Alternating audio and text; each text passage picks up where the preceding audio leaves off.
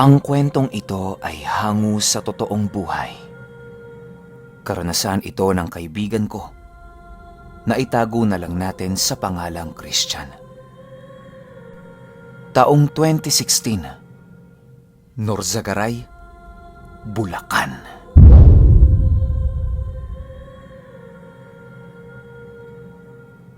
Itong mga panahong ito, kasalukuyang nag-aaral sa kolehiyo itong si Christian. Nasa pangalawang taon pa lamang ito sa kolehiyo. At ang tinatahak nitong kurso ay BS in Secondary Education. Isang normal na estudyante lang itong si Christian. Tamang pasok lang sa paaralan ay sapat na sa kanya. Di rin kasi ito mahilig makipagkompetensya sa iba. Basta ang mahalaga, may matutunan siya at pumasa. Naniniwala kasi ito na hindi mo naman ikayayaman ang pagkakaroon ng mataas na grado sa paaralan. Bagkus ay ang tanging magpapaangat sa iyo ay ang pagiging madeskarte mo sa buhay. Kagaya ng ibang mga estudyante, meron din itong naging kasintahan si Christian nitong mga panahong nag-aaral pa siya. Nakatira pala ito sa isang dormitoryo di kalayuan sa kanilang paaralan. Mas maigi ng malapit ang iyong tinitirhan kasi kapag meron kang bakanteng oras, ay makakauwi ka at makakapagpahinga. Bagong lipat lang siya sa dormitoryong yon kasi umalis siya doon sa dati niyang inuupahan. Medyo malayo-layo kasi yon sa paaralan. Ang tanging bakante lang na pwedeng upahan ay yung dormitoryong yun. Wala na kasi siyang mahanap na kasing komportable ng bago niyang tirahan. Wala namang kakaiba sa lugar na yon noong mga una niyang tira dito. Masaya naman sila doon kahit dalawa lang silang magkasama. Ang pangalan ng kasama niya doon ay itago na lang natin sa pangalang Ryan. Mabait naman itong si Ryan at 2 taon na yon sa dormitoryo. Nakakapagtaka nga lang dahil sa dinami-dami ng estudyante sa kanilang paaralan ay hindi pa rin napupuno ang dormitoryong yon.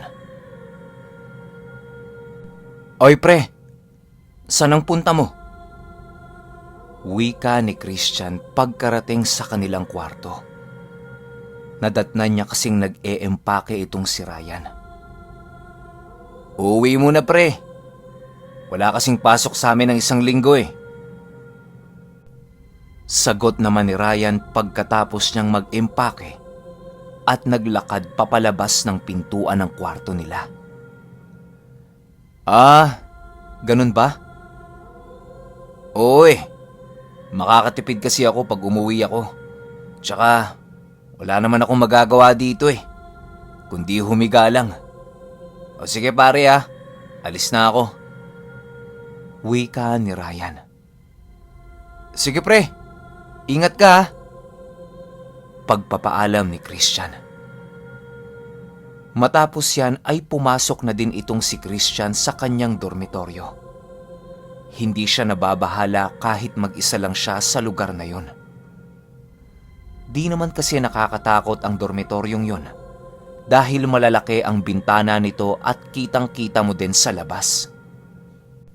Meron din itong malalakas na ilaw at napakaaliwalas na paligid. Nasa 3 palapag pala itong si Christian nakaupa. Bale, ang mga nakaupa lang doon sa dormitoryong yon ay tig-2 lamang sa bawat kwarto nito. Kahit ang 1 kwarto talaga ay para sa 4 na estudyante. Samantalang sa ibang dormitoryo o upahang bahay ay punuan talaga kahit madumi doon. Samantalang dito sa dormitoryo nila Christian, libre na ang tubig, kuryente, ultimo ang internet. Libre na din. Ang tanging babayaran mo lang dito ay ang upa mismo ng inyong kwarto. Hindi ka magbabayad ng buong kwarto bagkus ay ang sariling ginagamit mo lamang. Pwede ka rin magdala ng mga gamit na nangangailangan ng kuryente, kagaya ng bentilador at kung ano-ano pa. Napakagandang alok ng isang nagmamay-ari para sa mga estudyante. Kasalukuyang nakahiga lang ito si Christian at abalang-abala ito kakanood ng mga pelikula. Di nito alintana kahit magbabandang 6:00 na ng hapon. Mamaya na lang ako siguro bibili ng pagkain sa labas. Sa isip-isip niya. Hanggang sa sumapit na nga ang 7:00 at napagpasyahan na nitong lumabas upang maghanap ng kanyang makakain sa gabi. Malapit lang naman ang mga nakabukas na karinderya doon sa kanyang tinitirhan. Kaya kahit 8:00 o 9:00 siya lumabas, ay hindi siya mauubusan. Doon na din siya kumain upang makaiwas sa dagdag trabaho sa kanyang silid. Nakakapagod din naman kasing mag-aral, lalo na kung mag-isa ka lang at malayo sa pamilya. Nakakatamad ng gawin ang mga simpleng bagay kagaya niyan, lalo na't lalaki itong si Christian. Matapos niyang kumain ay dahan-dahan na itong umuwi sa kanila upang makapagpahinga na. Pagkarating niya sa kanilang dormitoryo, naghilamos at nagsipilyo lang ito, sabay pasok sa loob upang magbihis ng damit. Nakabukas din ang lahat ng ilaw sa loob ng kanyang silid. Lumipas ang ilang oras. Pumatak na nga ang 11:00 ng gabi. Natutulog na itong si Christian nang bigla siyang nakarinig na parang may tumatakbo sa labas ng kwarto niya. Nagulat yon dahil kaninang pagpasok niya ay wala namang tao sa kalapit niyang kwarto. Napabangon siya ng dahan-dahan sa kanyang hinihigaan. Sa sobrang kuryosidad, gusto niyang sumilip sa labas kahit konti. Nakapatay na ang mga ilaw sa loob pero maaaninag niya din ang nasa labas sa kadahilanang maliwanag ang buwan noong mga panahong yun. Dahan-dahan niyang iminulat ang kanyang mata at tumingin ito sa paligid. Pero pagtingin niya, natigil naman ang mga animoy nagtatakbuhan sa labas. Kaya ang ginawa niya, natulog siya ulit kasi baka nananaginip lang siya. Pagkapikit na pagkapikit ulit nitong si Christian, ayan na naman, nagtatakbuhan na naman tapos may kasama ng pagtawa. Alam ni Christian na babae ang tumatakbo sa labas ng kwarto niya. Kinikilabutan na ito dahil sa kanyang nararamdaman nung mga oras na yon. Isipin niyo, nasa 3 palapag kayo tapos makakaramdam kayo ng ganito. Kaya ang ginawa ni Christian ay muli niyang minulat ang kanyang mga mata. Binuksan na din niya ang kanyang cellphone para makita kung sino ba talaga ang gumagawa ng ingay. Pagkatingin na pagkatingin nitong si Christian, agad siyang nagulantang sa kanyang nakita. Hindi pala naglalakad ang babaeng yon. Bagkus ay nakalutang ito sa hangin. Dumaan lang yon sa terasa ng 3 palapag ng dormitoryo. Ayon kay Christian, ang nakita niya nitong mga panahong ito ay isang babaeng nakapantalo ng maong na punit-punit. Meron itong tali sa liig at animoy. Patay yon na nakalutang. Halos humiwalay na ang kanyang kaluluwa dahil sa kanyang nakita. Matapos yan ay sinundan pa ito ng isang paring naglalakad na pugot ang ulo. Nakasuta na yon ng kulay itim na animoy. May hinihilang kadena sa paanan nito. Wala talagang ulo ang paring yon. At kapansin-pansin din ang maliit na apoy sa leeg nito. May daladala yung libro at dahan-dahan lang ang paglakad nito sa terasa kung saan naroon ang kwarto niya. Yung babae tumigil doon sa harap ng pintuan ni Christian. Gustong-gusto nitong sumigaw pero pinipigilan niya lang sa kadahilanang baka pagsigaw niya ay lusubin siya ng mga ito. Kaya ang ginawa niya ay nagtalukbong na lang siya ng kumot upang hindi siya makita. Pinatay na rin niya ang kanyang cellphone at pinilit na lang niyang matulog. Kahit nanginginig na yun sa takot, ay pilit ni Christian tinatatagan ang kanyang loob. Kahit ramdam na niya ng mga oras na yun na ang kanyang kamatayan, ay pilit pa rin niyang nilalakasan ang kanyang loob. Iniisip na lang niya ang mahal na Panginoon na protektahan siya laban sa mga masasama. Hanggang sa meron na naman itong narinig na sanggol na umiiyak. Pero itong pagkakataon na ito ay nasa loob na yun mismo ng kanyang kwarto. Ramdam na ramdam ni Christian na umiiyak yon habang gumagapang. Halos sa bawat iyak nito ay pinapatay paunti-unti ang kanyang kaluluwa.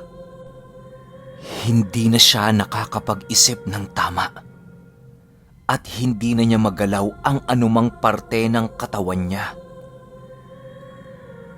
Matapos yan, gumapang yung sanggol sa itaas ng kumot niya. Ramdam na ramdam talaga ni Christian ang napakalamig nitong mga paa at kamay. Halos maiyak na siya ng dugo dahil sa nararanasan niya. Matapos makaapak ng sanggol at mapunta sa kanyang uluhan ay tumawa ito ng malademonyong tinig.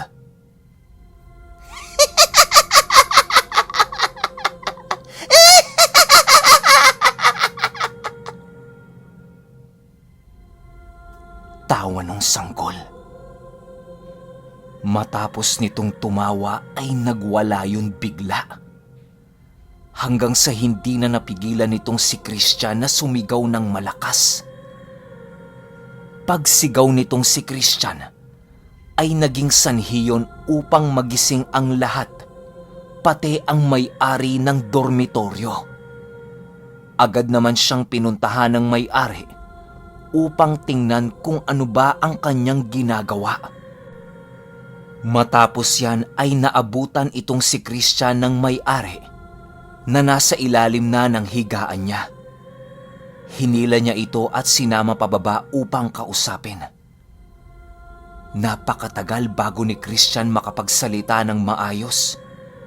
Siguro mga 4 pang kape ang kanyang naubos bago siya tuluyang napakalma. Isinalaysay niya dito ang lahat ng nangyari sa kanya noong nag-iisa siya sa kanyang silid. Hanggang sa nagkwento din ang may-ari sa kanya. Ayon sa may-ari, kaya napakadalang nang nangungupa sa kanyang dormitoryo dahil nga sa mga kababalaghang nagaganap dito. Marami nang nabiktima ang mga sinabi niyang mga nilalang na nakita niya kanina. Kahit anong basbas at pabendisyon ng may-ari sa bahay, ay tila ba hindi ito mapaalis-alis. Sabi ng manggagamot, hindi talaga yon mapapaalis kung ang mismong mga buto ng nagpaparamdam ay hindi pa nahahanap sa lugar na yon. Yan ang magsisilbing selyo ng mga espiritu upang hindi sila mapalayas ng basta-basta sa lugar na yon. Ang dapat gawin ay hanapin ang kanilang mga labi at pabasbasan sa simbahan. Pero kahit saang lupalop ng lupa doon ang ginawang paghuhukay ng may-ari, ay hindi niya talaga matagpuan ang sinasabing labi ng manggagamot.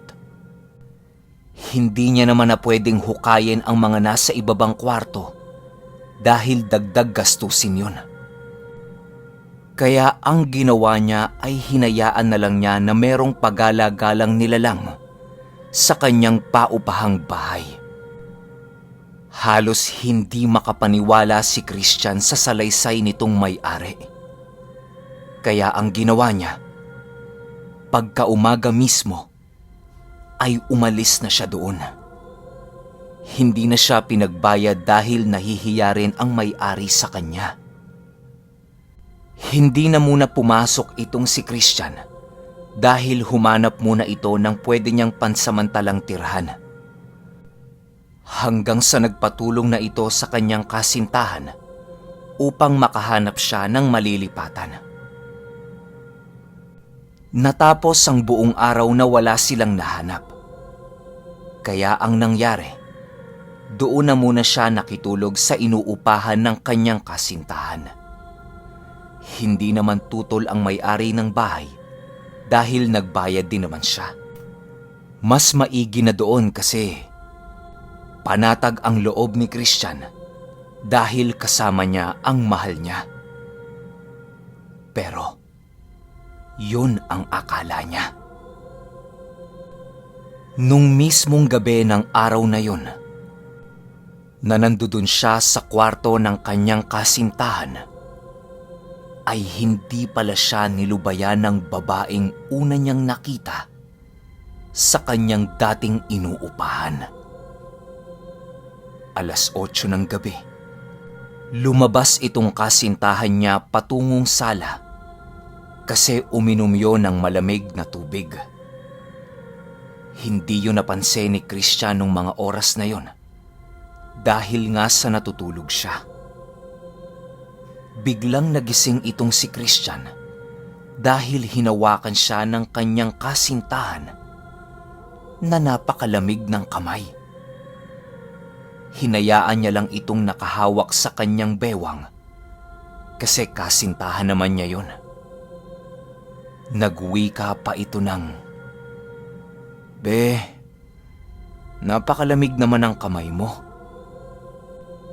Habang nakapikit siya. Matapos yan ay nagpatuloy na itong si Christian sa pagtulog. Hanggang sa bumukas yung pintuan at kasabay ng pagbukas ng pinto, ang pagkawala ng kamay nitong nilalang na kaninang nakayakap sa kanya.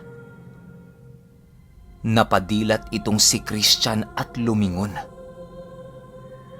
"Oh, be, gising ka pa pala." Wika ng kasintahan niya. "Ha? Akala ko nakayakap ka sa akin."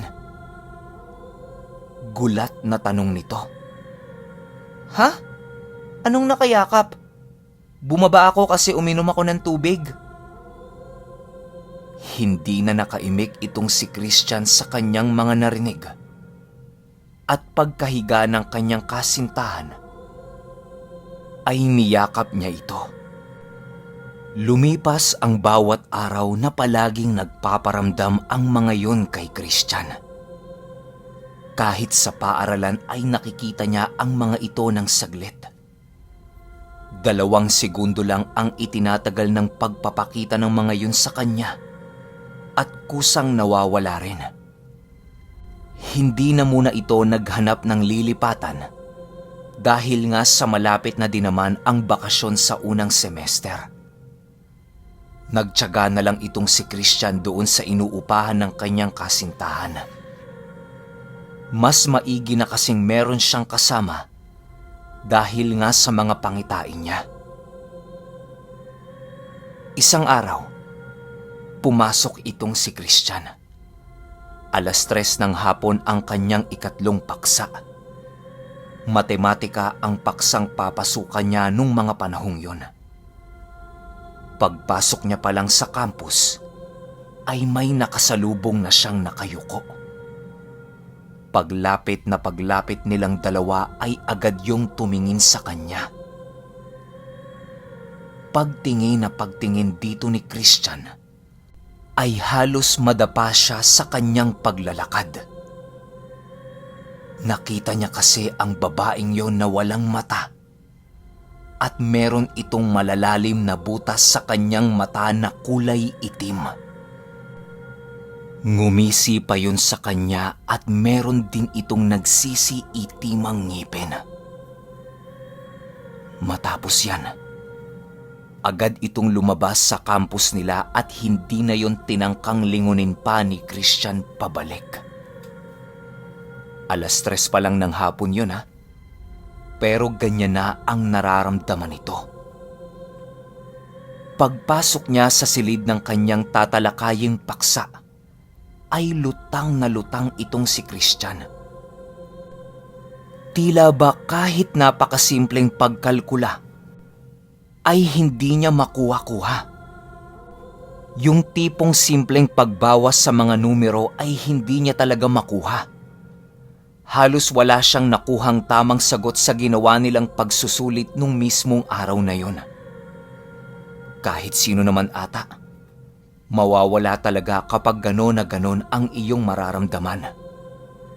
Akala nga niya nakabukas na ang kanyang ikatlong mata dahil sa kanyang mga nakikita.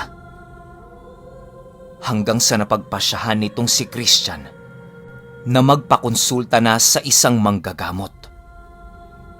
Tinawas siya nito at laking gulat na lamang niya sa sinabi ng manggagamot na yon. Hindi ka hinihiwalayan ng kaluluwang una mong nasilayan. Maaaring nagustuhan ka nito o may gustong ipaabot sa iyo. Wika ng manggagamot. Ano pong gagawin ko? Wika ni Christian habang takot na takot. May magagawa pa po ba kayo para hindi na ako gambalain ito?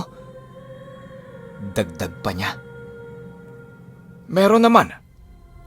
Basta sundin mo lang ang lahat ng sasabihin ko sa iyo. Matapos yan ay sinabi na sa kanya ang kanyang gagawin upang lubayan siya ng kaluluwang yon. Napakasimple ang ipinapagawa sa kanya nung mga panahong yon. Ang sabi ng manggagamot, kailangan mo lang humingi ng tawad sa may kapal at ibalik mo ng buo ang iyong pananampalataya sa Kanya.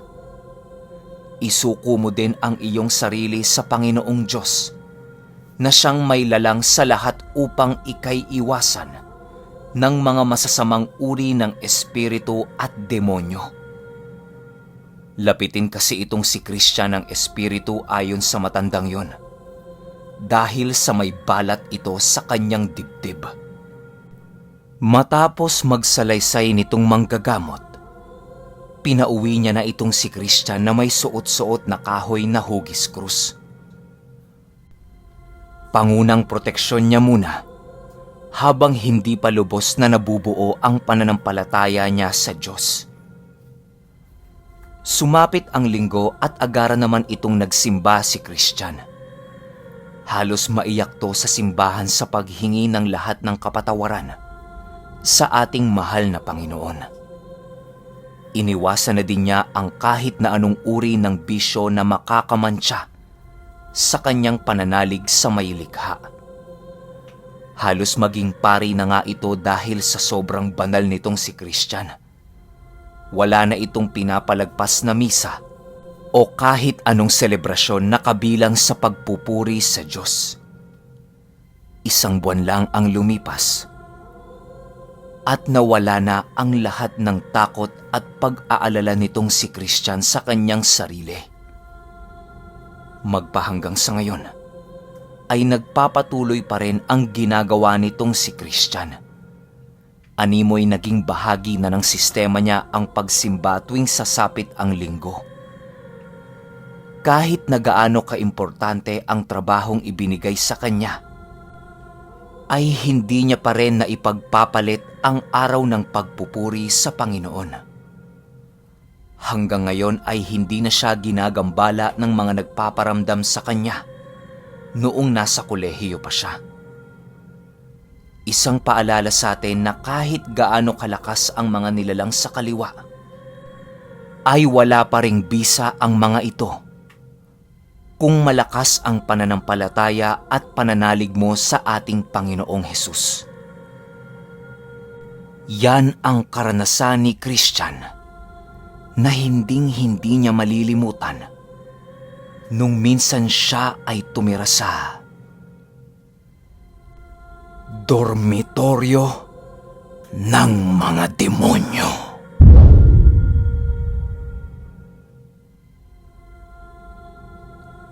Okay, opinyon ko sa kwento. Grabeng nakakakilabot yung naging karanasan ni Christian. Pero, ang maganda lang sa karanasan niya, yung mas nakilala niya at mas bumalik siya kung sakali mang lumayo siya sa ating Ama. 'Di ba? Ang lupit lang. Ito yung sinasabi ko sa karamihan na nang hihingi ng agimat, dasal, mutya o kung anumang mga pangontra. Hindi nyo kailangan yan kasi hindi naman kayo manggagamot eh. Tingnan nyo yung ginawa ni Christian. Binalik niya lang yung loob niya sa Ama, nanampalataya, tapos lahat wala na. Naging klaro yung utak niya, tapos wala na siyang takot sa kahit sino mang elemento na nakatira sa kaliwa. Kasi kakampi mo na yung pinakamalakas eh. 'Di ba? Sino pang lalapit sa iyong kalaban doon? Wala na. Kaya ang maipapayo ko lang, taimtim na dasal at pagpapasalamat. Yun lang ang kailangan nyo. Wala nang iba pa. Yun lang. Hanggang sa susunod na kwento. Salamat.